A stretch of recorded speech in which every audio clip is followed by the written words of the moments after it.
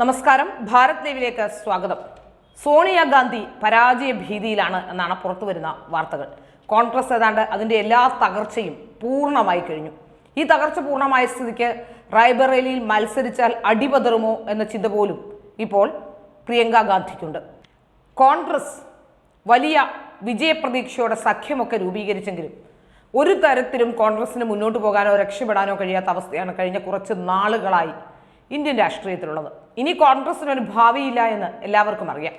സോണിയാഗാന്ധിയും ഇപ്പോൾ അത് തിരിച്ചറിഞ്ഞിരിക്കുന്നു. സോണിയാഗാന്ധി ഇത്തവണ തെരഞ്ഞെടുപ്പിൽ മത്സരിക്കുന്നില്ല എന്നത് തന്നെയാണ് ഏറ്റവും പ്രധാനപ്പെട്ട കാര്യം.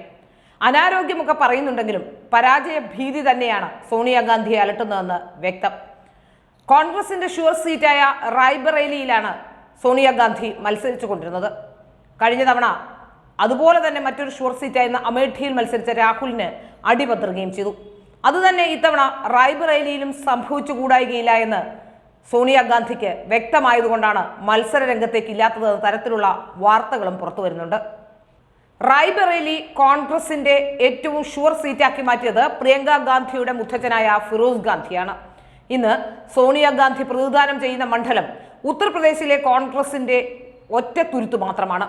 അമേഠി കൈവിട്ടുപോയപ്പോൾ 2019 കോൺഗ്രസിനെ തുറച്ച ഉത്തർപ്രദേശിലെ ഒറ്റ ഒരു സ്ഥലം കൂടിയാണ് ഇത് റായ്ബറേലി. ഇന്ന് ചർച്ചകൾ റായ്ബറേലിയെ കുറിച്ചാണ്.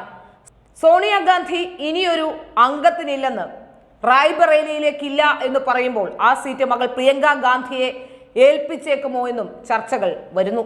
സോണിയ തെരഞ്ഞെടുപ്പിനപ്പുറത്തേക്ക് രാജ്യസഭാ സീറ്റിലേക്ക് ചുവട് മാറ്റുകയാണോ എന്നാണ് ഇപ്പോൾ പുറത്തുവരുന്ന വാർത്തകളിൽ നിന്നും മനസ്സിലാവുന്നത്. കോൺഗ്രസിന്റെ ഏറ്റവും കൂടുതൽ കാലം പാർട്ടി അധ്യക്ഷയായിരുന്ന നേതാവ് തെരഞ്ഞെടുപ്പ് രാഷ്ട്രീയത്തിൽ നിന്നും മാറി നിൽക്കാൻ ആഗ്രഹിക്കുന്നത് പ്രായാധിക്യത്താലും അവശതയാലുമാണ് എന്നാണ് പറയപ്പെടുന്നത്. 77 വയസ്സുകാരി സോണിയാഗാന്ധി 2019 ലോക്സഭാ തെരഞ്ഞെടുപ്പിൽ തന്നെ ഇത് തന്റെ അവസാന പോരാട്ടമാണെന്നൊക്കെ പറയുകയും ചെയ്തിരുന്നു. എന്നാൽ 2019 കോൺഗ്രസിന്റെ ദയനീയ പ്രകടനത്തിന് പിന്നാലെ പാർട്ടി അധ്യക്ഷ സ്ഥാനം ഏറ്റെടുത്ത് വീണ്ടും 3 വർഷം കൂടി പാർട്ടി തലപ്പത്ത് തുടരുകയായിരുന്നു. പിന്നീട് എല്ലാത്തിൽ നിന്നും മാറി ആരോഗ്യപരമായ കാരണങ്ങളാൽ വിട്ടുനിൽക്കാനും വിശ്രമിക്കാനുമൊക്കെ ശ്രമിച്ചെങ്കിലും കോൺഗ്രസ് ഹൈക്കമാൻഡ് എന്നാൽ സോണിയയ്ക്കപ്പുറമില്ല എന്ന നിലയിലേക്ക് കാര്യങ്ങൾ എത്തുകയായിരുന്നു. ഇപ്പോൾ റായ്ബറേലിയിൽ നിന്നും സോണിയാഗാന്ധി മത്സര രംഗത്തു നിന്നും പിന്മാറുന്നു എന്ന് പറയുമ്പോൾ 2004 മുതൽ ഇങ്ങോട്ട് സോണിയ എന്നല്ലാതെ മറ്റൊരു പേര് വിജയിയായി കേൾക്കാത്ത ഈ സീറ്റിന് ഇളക്കം തട്ടുമോ എന്നും സംശയിക്കുന്നുണ്ട്. 1999 പാർലമെന്റിലേക്കുള്ള തന്റെ കന്നി അംഗത്തിൽ അമേഠിയും കർണാടകയിലെ ബെല്ലാരിയുമായിരുന്നു സോണിയ മത്സരിച്ച സീറ്റുകൾ. ബെല്ലാരിയിലേക്ക് മദാമ എന്ന് വിളിച്ച് പിന്നാലെ പോയി മത്സരിച്ച BJP നേതാവ് സുഷമ സ്വരാജിനെ തോൽപ്പിച്ചുകൊണ്ട് സോണിയ പാർലമെന്ററി രാഷ്ട്രീയ ജീവിതം തുടങ്ങുകയും ചെയ്തു. പിന്നീട് അങ്ങോട്ട് അടുത്ത തെരഞ്ഞെടുപ്പ് മുതൽ റായ്ബറേലിയായിരുന്നു സോണിയയുടെ തട്ടകം. അവിടെ നിന്നും ഇനിയൊരു തെരഞ്ഞെടുപ്പിലേക്കില്ല എന്ന് സോണിയ പറയുമ്പോൾ രാജ്യസഭയിലേക്കുള്ള സീറ്റുകളുമായി സംസ്ഥാനങ്ങൾ കാത്തു നിൽക്കുകയാണ് എന്നാണ് പുറത്തുവരുന്ന വിവരം. ഹിമാചൽ പ്രദേശ് മുതൽ ഇങ്ങ് തെലങ്കാന വരെ മുൻ കോൺഗ്രസ് അധ്യക്ഷയുടെ രാജ്യസഭാ സീറ്റിനായി കാത്തിരിക്കുന്നുണ്ട്. കോൺഗ്രസ് അധ്യക്ഷൻ മല്ലികാർജുൻ ഖാർഗെയുടെ വസതിയിൽ പാർട്ടിയുടെ രാജ്യസഭാ സ്ഥാനാർത്ഥികളെ കുറിച്ചുള്ള ചർച്ച കൊണ്ടുപിടിക്കുമ്പോൾ രാജസ്ഥാനിൽ നിന്നാവും സോണിയാഗാന്ധി രാജ്യസഭയിലേക്ക് എത്തപ്പെടുകയെന്നും പറയുന്നുണ്ട്. മധ്യപ്രദേശ് കോൺഗ്രസ് ഘടകവും സോണിയയുടെ മധ്യപ്രദേശിലെ സീറ്റിൽ നിന്നും രാജ്യസഭയിലെത്താൻ ആവശ്യപ്പെട്ടിട്ടുണ്ട്. ഈ മാസം 27-നാണ് 15 സംസ്ഥാനങ്ങളിലായി 56 രാജ്യസഭാ സീറ്റുകളിലേക്കുള്ള മത്സരം നടക്കുക. കോൺഗ്രസിൽ നിന്ന് മനു അഭിഷേക് സിംഗ്വി, അജയ് മാക്കൻ എന്നിവർക്കും സീറ്റ് കിട്ടാൻ സാധ്യതയുണ്ടെന്നാണ് വിവരം. ഏതായാലും അമേഠി കൈവിട്ടുപോയ പോലെ തന്നെ റായ്ബറേലിയും ഇത്തവണ കൈവിട്ടു പോകുമോ എന്ന സംശയം കോൺഗ്രസുകാർക്കുണ്ട്.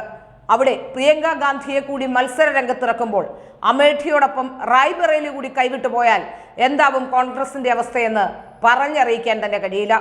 കോൺഗ്രസ് ഇന്ത്യയുടെ രാഷ്ട്രീയ ഭൂപടത്തിൽ നിന്ന് അപ്രത്യക്ഷമാകുന്ന കാഴ്ചയാണ് നമ്മൾ കണ്ടുകൊണ്ടിരിക്കുന്നത്. കഴിഞ്ഞ കുറച്ചു നാളുകളായി എന്തൊക്കെ ചെയ്താലും കോൺഗ്രസ് ഗതി പിടിക്കാതെ അലയുന്ന അവസ്ഥയിലേക്ക് പോകുന്നു. വലിയ സഖ്യങ്ങളൊക്കെ രൂപീകരിക്കുമെന്ന് പറഞ്ഞുകൊണ്ട് ഇന്ത്യ സഖ്യം ഒക്കെ രൂപീകരിച്ചെങ്കിലും സഖ്യത്തിൽ നിന്ന് ഓരോരുത്തരായി പുറത്തു ചാടിയതോടെ സഖ്യ സാധ്യതയും അവസാനിച്ചിരിക്കുന്നു.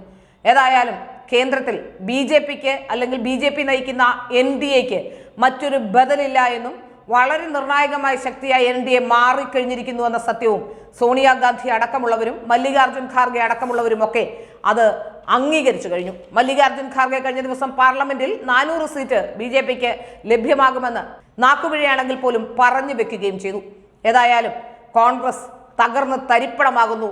നെഹ്റു കുടുംബത്തോടെ കോൺഗ്രസ് അസ്തമയത്തിലേക്ക് പോകുന്നു. ഇനി കോൺഗ്രസ് ഈ രാജ്യത്ത് തന്നെ ഉണ്ടാകാത്ത തരത്തിലേക്ക് എല്ലായിടത്തു നിന്നും തിരിച്ചടികൾ നേരിടുന്നു എന്നാണ് മനസ്സിലാക്കാൻ സാധിക്കുന്നത്. സോണിയാഗാന്ധിയുടെ മത്സര രംഗത്തു നിന്നുള്ള പിന്മാറ്റവും അത് മനസ്സിലാക്കിയ ശേഷമാണ് എന്ന തരത്തിലുള്ള വാർത്തകൾ കൂടിയാണ് പുറത്തു വരുന്നത്.